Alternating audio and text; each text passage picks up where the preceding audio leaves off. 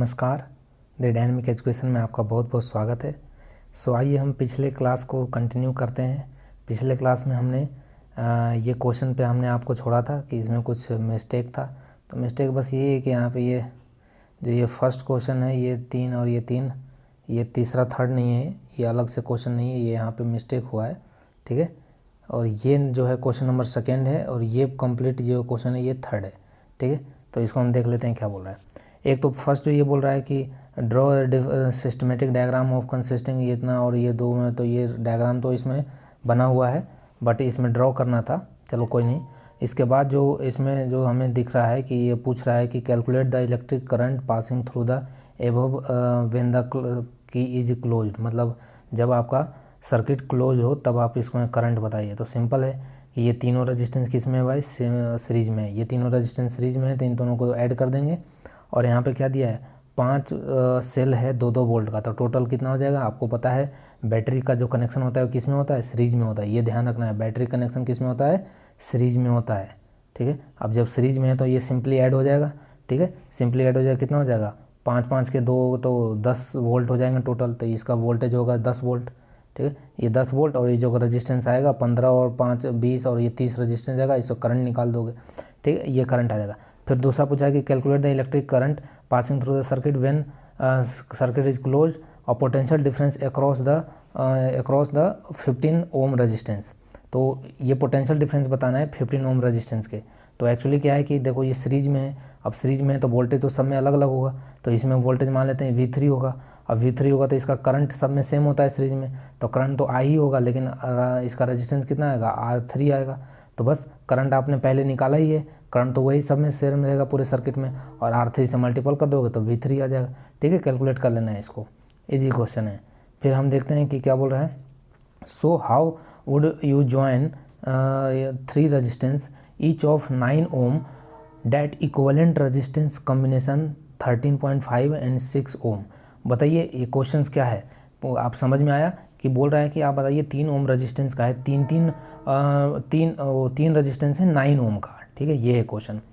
तो इसको किस तरह से जोड़ें कि 13.5 आ जाए उसका इक्विवेलेंट रेजिस्टेंस और 6 ओम आ जाए। तो ये एक थोड़ा सा आपको ट्रिकी क्वेश्चन मान सकते हो कि जो बच्चे पहले से नहीं सोल्व किए वहाँ पे अचानक नहीं होगा। इसीलिए तो ये सीरीज बना रहा हूँ कि आप जो क्वेश्चन प्रीवियस में आए हुए हैं ना, वो आप सीबीएसई को पहले से भाप लो कि आखिर पूछता कैसा कैसा क्वेश्चन है। अब ये क्वेश्चन वहाँ पे अचानक आपको कन्फ्यूजन दे देगा, लेकिन आप यदि पहले कर रखे होगे तो आप इससे कर जाओगे, ठीक है। तो देखो इसको हम सॉल्व करते हैं, क्या बोल रहा है। देखो इस क्वेश्चन में आपको 3 ओम रेजिस्टेंस है, तो तीनों को मान लो कि तीनों को आपने पैरेलल में ऐड कर दिया, ठीक है। तीनों को आपने पैरेलल में ऐड कर दिया 9 ओम का।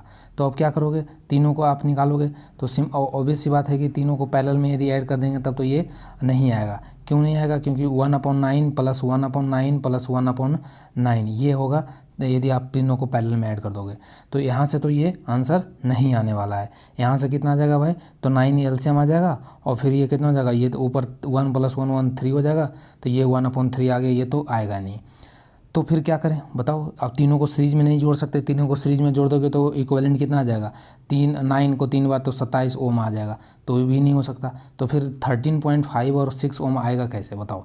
तो अब आपके पास दो तो कॉम्बिनेशन देखो ख़त्म हो गया कि आप इसको सीरीज में तीनों को नहीं ऐड कर सकते, ना तीनों को पैरेलल में कर सकते हैं। तो फिर अब आपके पास ऑप्शन क्या बचता है कि एक को सीरीज में रखो और 2 को पैरेलल में करो, तो देखते हैं क्या होता है। तो यदि आप एक को सीरीज में रखते हो, ठीक है, ये मान लो ये सीरीज में है और ये 2 जो आप रख रहे हो, ये 2 ये आप पैरेलल में रख रहे हो, तो ये 9 ओम का, ये 9 ओम का, तो 9 का कितना हो जाएगा, 9 × 9 अपॉन 9 + 9 18। तो ये देखो ये 2 बार में और यहाँ से ये 4.5 ये आ जाएगा 4.5, ठीक है। इन दोनों को जब पैरेलल में रखेंगे तो 4.5। अब ये 9 ओम जी किस में रहेगा, सीरीज में, तो ये सीरीज में ऐड हो जाएगा, तो 9 + 4.5 ये आ जाएगा 13.5। तो फर्स्ट का जो हमारा ऑप्शन क्या हो जाएगा, फर्स्ट का ऑप्शन ये हो जाएगा कि हमें 1 ओम को तो सीरीज में रखना है और 2 जो 9 ओम का है उसको हमें पैरेलल में कर देंगे, तो ये 13.5 आ जाएगा, ठीक है। अब ये कॉम्बिनेशन हो गया। अब जब आपने 1 को सीरीज में रख दिया, 2 को पैरेलल कर दिया, तब ये आ गया। अब एक कॉम्बिनेशन क्या और बच रहा है आपके दिमाग में, क्या आ रहा होगा एक कॉम्बिनेशन, ऑब्वियस सी बात है आपके दिमाग में अब आ रहा होगा क्या कि 2 को सीरीज में रखते हैं, एक को हमने सीरीज में रखे, 2 को पैरेलल में कर दिया। अब क्या करें हम बताइए। दूसरा जो फोर्थ कॉम्बिनेशन है वो क्या होगा, फोर्थ जो हमारा ऑप्शन दिमाग में जो आपके आना चाहिए वो ये कि जब हमारा फोर्थ ऑप्शन है कि जब हमने एक को सीरीज और 2 पैरेलल किया तब तो ये आ गया। जो नेक्स्ट जो है वो 2 को आप सीरीज में रखो, 2 को सीरीज में रखो और 1 को पैरेलल में कर दो, तो देखते हैं क्या है। 9 और 9 ये दोनों सीरीज में, तो कितना हो गया 18, और 18 के बदले में फिर यहाँ पे क्या आ जाएगा 1 आ जाएगा, इसके बदले में 1 आ जाएगा, तो ये दोनों फिर किस में हो जाएगा पैरेलल में। तो ये 18 और ये 9, ये 9, 18 और 9 पैरेलल उसमें पैरेलल में हो गया, तो क्या होगा इसका कितना हो जाएगा। तो देखो मैं तो शॉर्टकट करूँगा, तुम तो 1/9 और 1/18 करना, ठीक है। तो ये होगा 18 × 9/9 + 18, तो 9 + 18 कितना हो जाएगा 27, तो ये नोट ये 27 3 बार में और ये कितना हो 6 बार में, तो आ गया ना 6 ओम, ठीक है। तो इसका आंसर क्या हो जाएगा, बी का ऑप्शन क्या हो जाएगा सेकंड का आंसर हमारा होगा कि 2 को तो हमें सीरीज में रखना है, ठीक है, और 1 को हमें पैरेलल कर देना है, ये हमारा आंसर आ जाएगा, ठीक है। तो देखो ये क्वेश्चन थोड़ा सा ट्रिकी था, ये इसको आप अब इस टाइप के क्वेश्चन आ गया तो अब आपको समझ में आ गया, सीबीएसई ऐसा क्वेश्चन पूछता है तो अब आप नेक्स्ट बार में कर जाओगे, ठीक। State joules law, joule of heating law, तो मतलब क्या है, देखो जूल लॉ क्या है, एच डायरेक्टली प्रोपोर्शनल होता है किसके भाई, रेजिस्टेंस के, रेजिस्टेंस बढ़ाओगे हीट बढ़ेगी। अब और ये जो हीटिंग आता है ना, हीटिंग इफेक्ट रेजिस्टेंस के कारण, ठीक है, और हीट जो है करंट के भी डायरेक्टली प्रोपोर्शनल, तो ये जो आता है ना ये इसी को बोलते हैं state joules law of heating effect. और ज़्यादा डिटेल में के लिए मैंने हीटिंग लॉ पढ़ा रखा है, ठीक है, तो आप ज़रूर उसको देखें, हम इसके वीडियो डिस्क्रिप्शन में डाल ही देंगे, वो आपके आई बटन में यहाँ पे देख लेना, मैं प्लेलिस्ट में डाल दूँगा, वहाँ पे आप जाकर ज़रूर थ्योरी को रिवाइज करना। आप खुद देखो ना कि जो क्वेश्चन मैंने पढ़ाया है वही आ रखा है, उससे अलग कुछ भी नहीं है, बस शर्त ये होता है कि बच्चा इसको जितना बार बार मेमोराइज करे, रिवाइज करे, एग्ज़ाम तक इसको ले जाना इंपॉर्टेंट होता है। बच्चा क्या करता है कि डिफरेंट बुक ये वो दिस डैट बहुत से कुछ पढ़ लेते हैं, ये पढ़ लेते हैं वो पढ़ लेते हैं, अरे नहीं, जो एक जगह पढ़े हो ना उसको रिवाइज करो, वो इंपॉर्टेंट है, ठीक है। और क्वेश्चंस करो, रिवाइज करने से भी ज़्यादा इंपॉर्टेंट है क्वेश्चन, रिवाइज करोगे और क्वेश्चन नहीं करोगे तो फिर पता नहीं चलेगा तरीका क्या होता है पूछने का, ठीक है। तो ये बेस्ट तरीका होता है पढ़ाई करने का कि क्वेश्चंस भी लगाया करो प्रीवियस ईयर का, और मैं 2010 से 2020 का सारे प्रीवियस ईयर क्वेश्चन कराऊंगा, ठीक है। जैसे अभी देखो 2018 का चल रहा है, why are the metal good conductor of electricity whereas gas as bad conductor of electricity, क्या इसका आंसर आप नहीं दे सकते हैं? अरे बताइए, नहीं दे सकते क्या कि भाई गुड कंडक्टर जो मेटल होते हैं उनमें फ्री इलेक्ट्रॉन पाए जाते हैं, फ्री इलेक्ट्रॉन, और उनको मतलब वो थर्मल एनर्जी गेन करके उनमें फ्री इलेक्ट्रॉन पाए जाते हैं, इस वजह से वो फ्री इलेक्ट्रॉन ही हमें चाहिए किसके लिए, करंट को फ्लो कराने के लिए, करंट को इंड्यूस कराने के लिए, और फ्री इलेक्ट्रॉन हमें मिल जाता है, इसलिए मेटल गुड कंडक्टर हो जाता है। और बैड कंडक्टर मतलब गैस जो हमारा गैस नहीं, ये सर ग्लास है, वैसे गैस भी बैड कंडक्टर ही होता है, बट ग्लास यहाँ पे पूछा है, तो ग्लास में क्या होता है, ग्लास में फ्री इलेक्ट्रॉन नहीं होते हैं, ये कैसा स्ट्रक्चर होता है, ये क्रिस्टलाइन स्ट्रक्चर होता है, ये एक नॉन कंडक्टर होता है, तो इसमें फ्री इलेक्ट्रॉन नहीं होता है, इस वजह से। तो हमें बस एक आंसर देखना है, ये नहीं कि 4-5 इसको लाइन में एक्सप्लेन करना है, बस आपसे ये पूछा है गिव रीजन, तो बस कि मेटल में फ्री इलेक्ट्रॉन होते हैं, इसमें नहीं होते हैं, बस इससे ज़्यादा कहानी नहीं बनाना है आपको वहाँ पर, ओके। फिर ये पूछ रहा है, देखो nichrome is used to make electric element, मतलब मेक एलिमेंट इलेक्ट्रिक हीटर, तो नाइक्रोम को क्यों यूज करते हैं इलेक्ट्रिक हीटर में, वाई? तो सिंपल हम आंसर क्या देंगे, सिंपल एकदम आंसर देना है कि जो नाइक्रोम है, nichrome have a high melting point and high resistivity, so that's why use in electric heater, बस इतना आंसर देना है आपको, इसके आगे ज़्यादा नहीं करना है आपको। और यदि आपको एक्सप्लेनिटी बोले ना, एक्सप्लेन इट, तब फिर आपको एक्सप्लेन करना है, ठीक है। जब तक एक्सप्लेन नहीं, इसने सिर्फ पूछा वाई, तो वाई का आंसर सिर्फ एक लाइन में, सिंपल। 17 का देखते हैं, 17 ड्राइव द रिलेशनशिप बिटवीन, ये देखो, ये तो मैंने बार बार बोल ही रहा हूँ कि हर साल ये आता है, देखो इसको ध्यान रखना आप। Why do electrician wear rubber hand gloves while working, जो इलेक्ट्रीशियन होते हैं वो रबर के ग्लव्स क्यों पहनते हैं भाई? क्योंकि रबर जो होता है ना वो होता है एक वेस्ट इंसुलेटर, क्या होता है भाई? इंसुलेटर।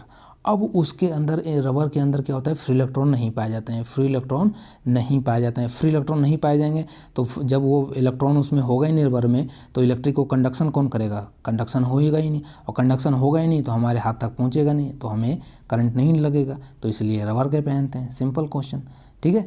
तो आगे हम देखते हैं। सो नेक्स्ट क्वेश्चन है हमारे पास बच्चा कि how to resistor with resistance R1 and R2 are to be connected or to battery of voltage जो है 3 volt to obtain maximum current flow through it। हम R1 R2 को किस तरह से कनेक्शन करें कि 3 वोल्ट का कोई बैटरी है उसमें मैक्सिमम करंट हो सके। तो देखो बच्चों, मैंने बार बार बोला है कि जो सीरीज होता है उसमें रेजिस्टेंस क्या होता है, सिंपली ऐड हो जाता है। तो सिंपली ऐड हो जाता है मतलब कि ये इक्विवेलेंट रेजिस्टेंस क्या हो जाता है बच्चा, बढ़ जाता है। इक्विवेलेंट रेजिस्टेंस बढ़ जाता है। ये जैसे पहले देखो ये 2 था और ये भी 2 था, दोनों मिलकर क्या बन जाएगा 4, तो रेजिस्टेंस बढ़ गया ना। और रेजिस्टेंस बढ़ गया तो क्या हो जाएगा, करंट क्या हो जाएगा बच्चा, करंट हो जाएगा कम। ठीक है, रेजिस्टेंस बढ़ना मतलब करंट कम हो जाना, क्योंकि रेजिस्टेंस बढ़ना मतलब करंट के फ्लो को और ज़्यादा अपोज करेगा तो करंट कम फ्लो होगा। ठीक है बच्चा, तो मैक्सिमम करंट पूछा है यहाँ पे, मिनिमम नहीं पूछा है, मैक्सिमम करंट पूछा है। तो हम R1 R2 को कैसे जोड़ेंगे बच्चा, पैरेलल में जोड़ेंगे। पैरेलल में क्या होगा बच्चों, 1/R1 1/R1 प्लस 1/R2। ठीक है, और ये दोनों इन्वर्स में होंगे तो इक्विवेलेंट रेजिस्टेंस क्या हो जाएगा बच्चा, कम हो जाएगा। इक्विवेलेंट रेजिस्टेंस कम हो जाएगा। इक्विवेलेंट रेजिस्टेंस कम कैसे होगा कम, देखो लेटेस्ट से मैं एक एग्जांपल लेता हूँ बच्चा। वे 1/R1 प्लस 1/R2। अब मैं 1 देखो इसको मैं 3 ओम मान लेता हूँ, इसको मैं 3 ओम मान लेता हूँ।